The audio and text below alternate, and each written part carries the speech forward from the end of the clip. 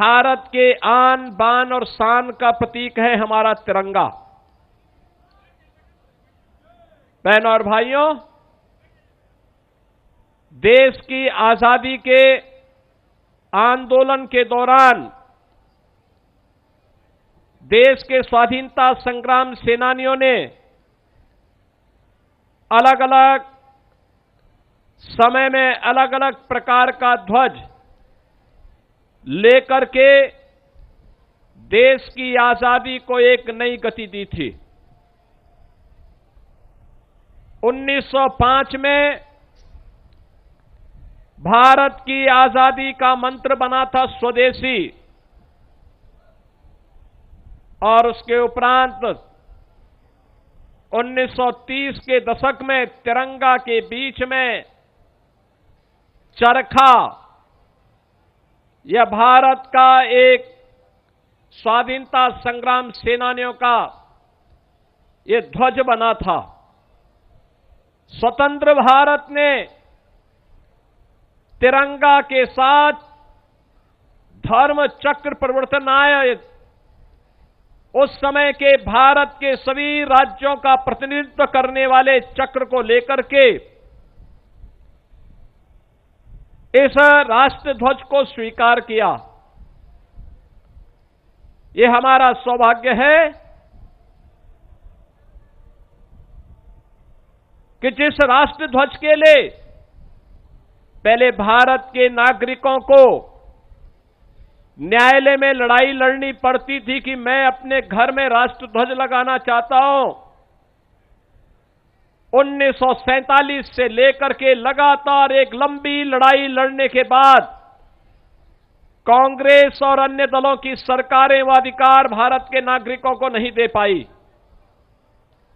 हम आभारी हैं प्रधानमंत्री मोदी जी के, जिन्होंने देश की आजादी के अमृत महोत्सव वर्ष में 2022 में नेशनल फ्लैग कोड में संशोधन करते हुए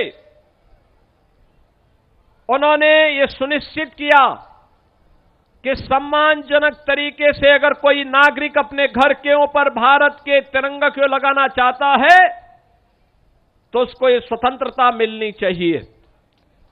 और हर घर तिरंगा, ये प्रधानमंत्री मोदी जी के उसी आह्वान का हिस्सा है जब भारत का हर नागरिक अपने राष्ट्र के प्रतीक, भारत के आन बान शान के प्रतीक तिरंगा को अपने घर के ऊपर लहरा करके गौरव की अनुभूति कर सकता है।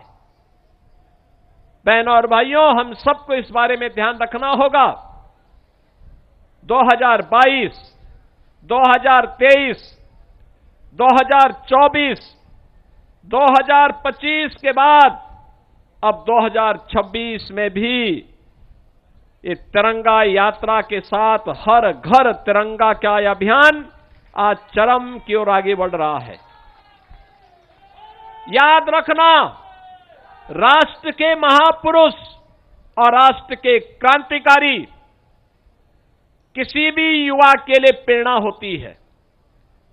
ये जो तिरंगा है, ये तिरंगा भारत के क्रांतिकारियों, भारत के स्वाधीनता संग्राम सेनानियों के बलिदान की अमिट गाथा का नाम है। उस अमिट गाथा की प्रेरणा है। किसी युवा से अगर उसके आदर्श को छीन लो, इसका मतलब है युवा को हमने गौरव के क्षणों से वंचित किया है, एक अन्याय किया है युवा के साथ।